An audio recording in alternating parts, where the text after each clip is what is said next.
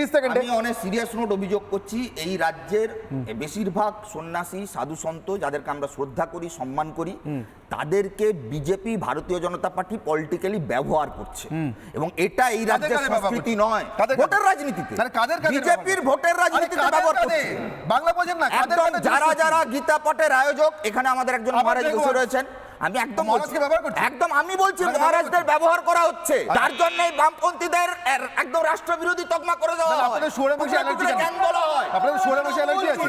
যারা দেশকে 18 টুকরো করতে চেয়েছিল তারা দেশ বিরোধী হবে না তো কে হবে? এক মিনিট আমি মহারাজের কাছে যাই, আমি মহারাজের কাছে যাই, মহারাজকে জিজ্ঞাসা করি, মহারাজ আপনি কি এতই শিশুসুলভ একজন মানুষ যে আপনাকে কেউ এটা ব্যবহার করে নিচ্ছে রাজনৈতিক উদ্দেশ্যে, আপনি বুঝতে পারছেন না? করতে হবে যখন নচ রাজ্য নচ রাজ্যং নচ দণ্ড নচ দাণ্ডিক ধর্ম প্রজানৈকে হিতৈষী। যখন দণ্ড ছিল না, দণ্ডদাতা ছিল না, যখন রাজ্য ছিল না, যখন রাজা ছিল না, প্রজাদের কে রক্ষা করেছে? ধর্ম রক্ষা করেছে। সেই জন্য হচ্ছে রাজনীতি যে কথাটি আমরা ব্যবহার করছি আজকে এখানে যে অর্থে, সেই অর্থে রাজনীতি এটা নয়। রাজনীতি হচ্ছে রঞ্জ ধাতু থেকে উৎপত্তি, আনন্দ দান করা। রাজনীতি হচ্ছে শ্রেষ্ঠ নীতি। রাজনীতির সঙ্গে ধর্মনীতির কোনো তফাৎ নেই। ভগবান শ্রীকৃষ্ণ যেটা আমার বললেন শ্রদ্ধেয় নির্মলবাবু বললেন যে কর্তব্য কর।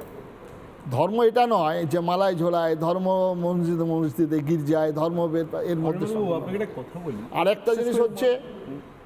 আরেকটা জিনিস হচ্ছে যে ক্ষত ইতি ত্রায়তে ক্ষত্রিয়, যে 5টা ক্ষত থেকে প্রজাগণকে নিবৃত্ত করা।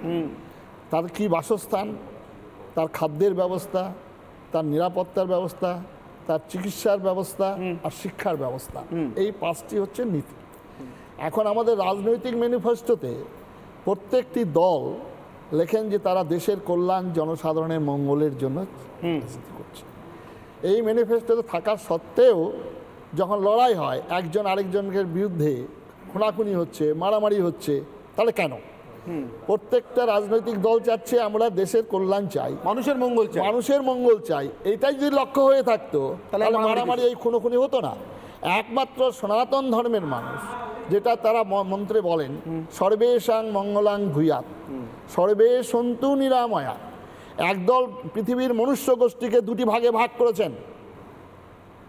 একদল বলছেন হিদেন, একদল বলছেন কাফের। আমরা বলছি অমৃতস্য পুত্রা। এইটাই হচ্ছে তফাৎ।